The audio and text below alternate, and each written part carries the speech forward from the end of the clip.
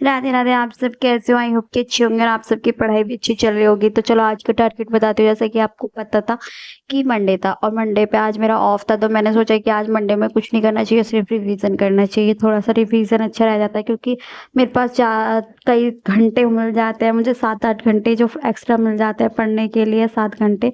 तो मैंने सोचा कि आज कोई नहीं, रिवीजन कर लेना चाहिए। तो चलो बताती हूँ आज के रिवीजन में मैंने क्या क्या किया था। तो डेली की तरह सबसे पहले मैंने न्यूज़पेपर पढ़ा था। मैंने सोचा कि न्यूज़पेपर की क्लास चल रही थी, तो तुम्हें पता है, आपको पता ही है कि पहले न्यूज़पेपर लेती हूँ, जितने मतलब इंग्लिश की क्लासेस होती है वो फिनिश करती हूँ। तो न्यूज़पेपर की क्लास ली थी, फिर उसके बाद में मैंने वोकैबुलरी की क्लास ली थी अनन्या मैम से। वोकैबुलरी की क्लास फिनिश करने के बाद में मैंने सोचा कि अब क्या करूँ, तो मैंने ना एक मैम की मतलब जो रानी मैम की क्लास थी ग्रामर से रिलेटेड, वो की थी मैंने। उसमें मैम ने ना आज कुछ क्वेश्चंस कराए थे कि जैसे कि पेज पे ग्रामर से पेज थे, तो वो वाले क्वेश्चंस किए थे मैंने। फिर उसके बाद में प्रॉफिट एंड लॉस से रिलेटेड कुछ क्वेश्चंस किए थे, क्योंकि मैंने ना जो क्या कहते हैं दोबारा से उसका रिवीजन कर रही हूँ प्रॉफिट एंड लॉस, क्योंकि क्वेश्चंस है ना गलत होते जा रहे हैं। तो इस वजह से मैंने प्रॉफिट एंड लॉस के कुछ क्वेश्चंस का रिवीजन किया था।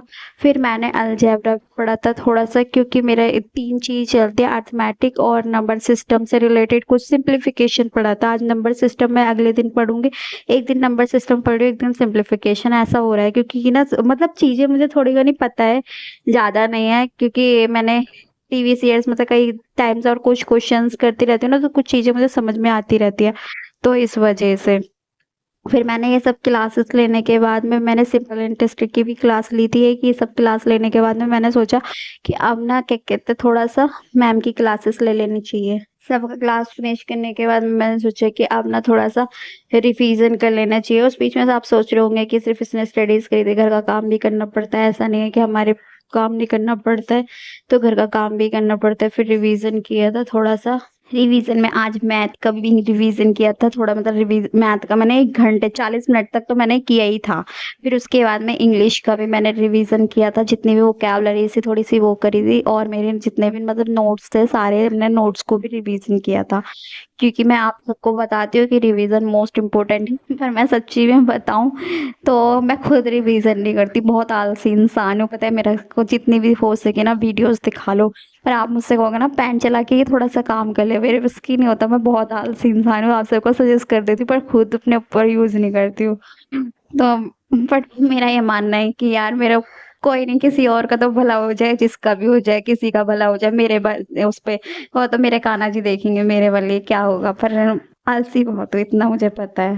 तो फिर मैंने सारी चीज़ों को, बट आज मैंने रिवीजन किया था। रिवीजन करके फिर मैं बैठ गई थी इंग्लिश की क्लास लेने के लिए। थोड़ी सी देर इंग्लिश की क्लास ली थी और फिर मैंने मैथ की क्लास फिनिश करी थी। और जो मैंने एक मॉक दिया था, फिर मैंने मूक में आज मेरे अच्छे मार्क्स तो आए नहीं थे। ऑलरेडी मेरा डेली का यही है कि मूक में अच्छे मार्क्स नहीं आए, अच्छे मार्क्स नहीं आए, कितनी भी कोशिश कर लूँ मार्क्स बढ़ते ही नहीं है। आज भी 64 मार्क्स आए थे, बट फिर मैंने सोचा अपने आप को करा कि यार कोई बात नहीं, तेरे 64 मार्क्स आए हैं, कोई बात नहीं, थोड़ा सा ना और अपने ऊपर ध्यान दे ले। मतलब लगता नहीं है कि हाँ मैं सीजीएल क्लियर कर पाऊंगी या नहीं, बट हाँ मैं हार मानने वालों में से बिल्कुल नहीं हूँ।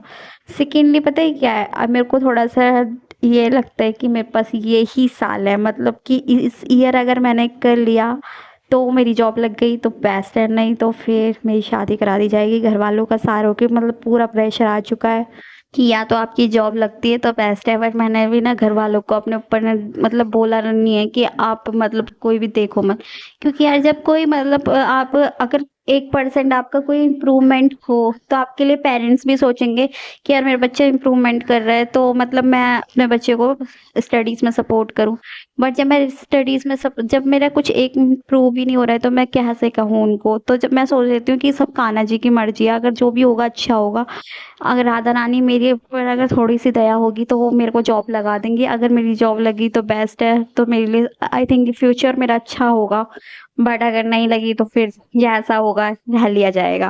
बट मैं इसके बाद ये नहीं है कि मेरी शादी हो जाएगी तो मैं मतलब स्टडीज करना बंद कर दूंगी, नहीं, स्टडीज करना तभी भी स्टार्ट रखूंगी, क्योंकि मेरे लिए स्टडीज इंपॉर्टेंट है। बट शादी के बाद सब कुछ पता है आपको, अलग चीजें हो जाती हैं। तो छोड़ो ये सब चीजें, मैंने फालतू की बात वो कर दी। बट कोई बात नहीं, जितनी भी गर्ल्स होंगी मेरी फ्रेंड्स, जो भी गर्ल्स होंगी वो ये सोच रही, वो वीडियो जो देखती होंगी वो ये सोचेंगी कि हमें अपनी जॉब लगा लेनी चाहिए, हमारे पास टाइम कम है, तो इसलिए वो भी उनको यही सजेस्ट कि आप जॉब लगा लो।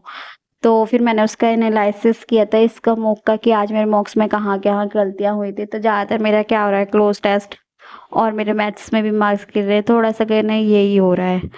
तो फिर उसके बाद में मैंने अपने इन सब चीज़ों का मैथ्स का मैंने एनालिसिस किया था, कुछ क्वेश्चंस कहाँ-कहाँ गलती हो रहे हैं उन सबको के देखा था। तो मेरा आज का टारगेट बस इतना सा ही था, ज़्यादा नहीं था। तो चलो मिलते हैं किसी नेक्स्ट वीडियो में, जब तक के लिए सब अपनी ऐसी ही पढ़ाई करते रहना, अपने टारगेट को अचीव करते रहना। कोई भी दिक्कत हो तो मेरे साथ शेयर कर सकते हो। तो सभी को मेरा फिर से राधे राधे।